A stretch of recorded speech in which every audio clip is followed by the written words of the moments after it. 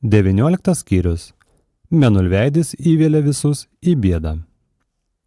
Vaikai priėjo prie vištų, kurias pamatė Džo. Vištos buvo labai gražios, nors ir neįprastos, sparnai žalsvi, o kūnas geltonas, nelyginant vėdrinas.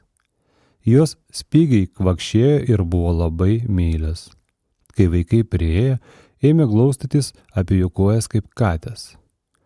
Manai, kad mamai patiks tokios spalvotos vištos, suabejojo Džo. O kodėlgi ne, atkirto Bėtė, tokios gražios, tik kažin, kokie jų kiaušiniai.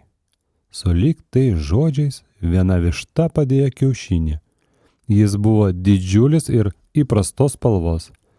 Bėtė apsidžiaugė. Matai, pergalingai sušuko ji. Jei jos visos dės tokius didelius kiaušinius, mama bus labai patenkinta. Kiek čia vištų? 1, 2, 3, 4, 5, 6, 7. Nežinau, ar mes tiek panešim. Jos seks iš paskos kaip mano žadintuvas, nuramino Šilkaplaukė. Pasakykit, kad jas įmate ir jos eis įkandin. Norim, kad eitumėt su mumis vištos, iškart pasakė Džo. 7 žaliasparniai paukščiai išsirikiavo ir nutipeno jiems iš paskos. Vaizdas buvo mirtinai juokingas. Kągi, višto radom, patenkinta tarė Bėtė. Dabar ieškom ožkos ir kastuvo. Jie dairydamiesi žingsniavo toliau. Kiekvienas, kad ir kokios retenybės būtų užsimanęs, viską rado. Čia buvo visko. Valčių, įvairių veislių šunų, krepšių, žiedų, žaislų, rankdarbių, pintinėlių ir net tokių mažmažių kaip antpirščiai. Tokia keista šalį matau pirmą kartą, tarė Džo. Mes irgi keistai atrodom, apsidairiusiai sukikeno Franė, nes įkandin sekė 7 vištos ir žadintuvas. Žiūrėkit, kokia graži balta ožkytė, imam. Iš tikrųjų, netoliese stovėjo grakšti balta ožkytė švelniomis raudonomis akimis ir stačiomis ausimis. Ji nieko neįsiskyrė nuo paprasto ožko, tik prie uodegos turėjo 2 mėlynas dėmes. Baltoji ožkytė, eik su mumis, sušuko Franė, ir ožka iškart pribėgo. Ji nurisnojo paskui vištas, bet žadintuvo vengė, nes šis, erzindamas, vis atsimušdavo jai į kojas. Elkis gražiai žadintuve, subarė Šilkaplaukę. Kažin, ar tas žadintuvas tau nenusibos, tarė Bėtė. Atrodo, jis mėgsta kvailiuoti. Dabar beliko rasti kastuvą, įsiterpė Džo ir staiga pamatė tvirtą kastuvą, atremtą į tvorą su kitais įrankiais. Šitas tiks, sesės, kaip manot, tėčiui bus patogu kasti? Jis čiupo kastuvą ir įsmeigė į žemę. Kastuvas buvo puikus. Džo persimetė jį per petį ir visas ketvertas linksmai nusišypsojo. Jau turim viską, tarė Džo. Metas grįžti pas Mėnulveidį, tik dar pasiimsim kelis pyragus parsinešti namo. Ketvertukas, lydimas 7 vištų, ožkos ir žadintuvo, patraukė ten, kur paliko Mėnulveidį. Bet toje vietoje jo neberado. Mėnulveidis tempė nuo medžio šakos dailų kilimėlį. Visiškai apskritą su skylė viduryje. Ei, sušuko Mėnulveidis. Jos pamatęs, žiūrėkit, ką radau.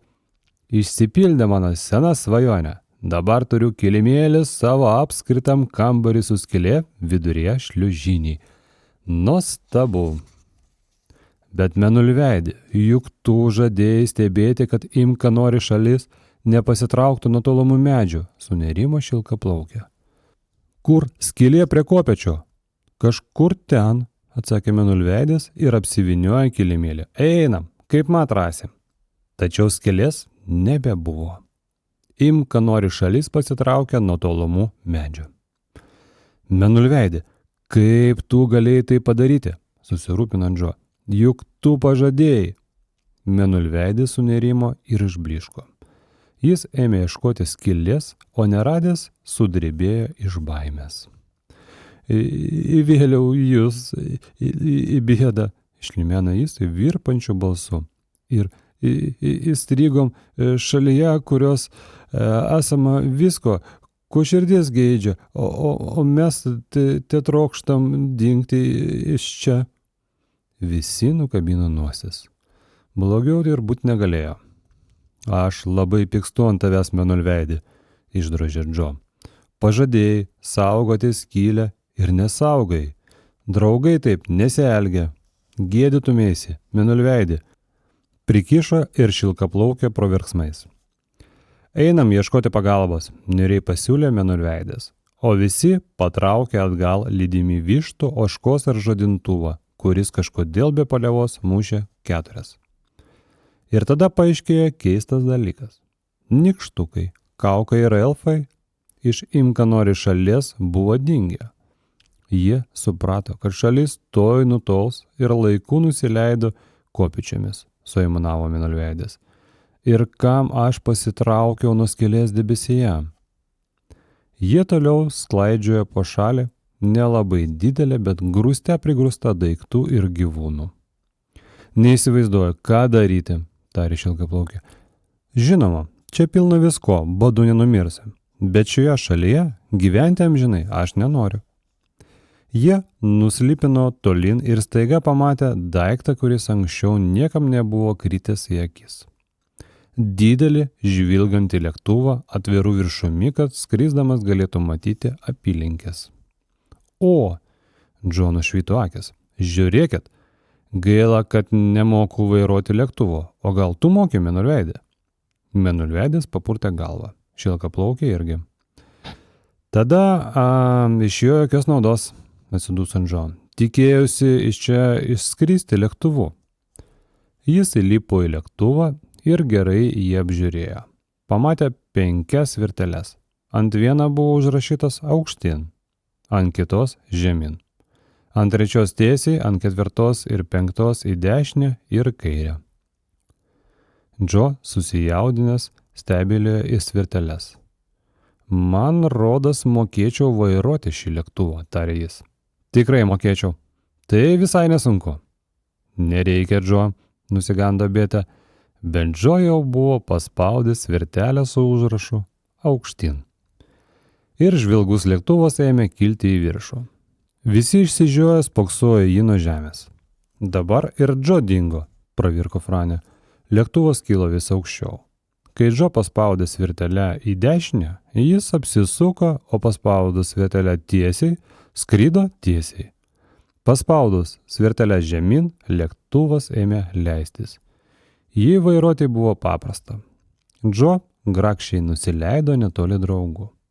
Visi šokdami ir juokdamiesi puolė prie jo. Džo, tu pats vairavai lėktuvą? Juk matėt, nusišypsojo baisiai išdidus Džo. Vairuoti visai nesunku. Lipkit ir skrendam. Gal atskrisim į kokią nors Mėnulveidžiui pažįstamą šalį. Visi sulipo į lėktuvą. 7 kvaksinčias vištas Bėtė patupdė lėktuvo gale, o baltą ožkytę pasiguldė ant kelio. Kastuvas atsidūrė ant grindų. Žadintuvas labai įkyrėjo, nes negalėjo nustikti ir mindžydamas visiems kojas veržėsi prie lango. Šilkaplaukė jau gailėjusi, kad jį pasiėmė. Pasiruošę, paklausė Džo ir paspaudęs virtelę aukštyn. Lėktuvas pakyla. Jausmas buvo labai malonus. Visi nudžiugo. Šilkaplaukės žadintuvas irgi susijaudino. Jis pradėjo mušti valandas ir mušė 29 kartus. Jei nenurimsi, šį vakar tavęs neprisuksiu, prigazdino šilkaplaukę. Žadintuvas iškart nurimo, įsitaisė kamputė ir net tiksėti nustojo. Kažin, kur mes nuskrisim, spėliojo Bėtė, šito nežinojo niekas.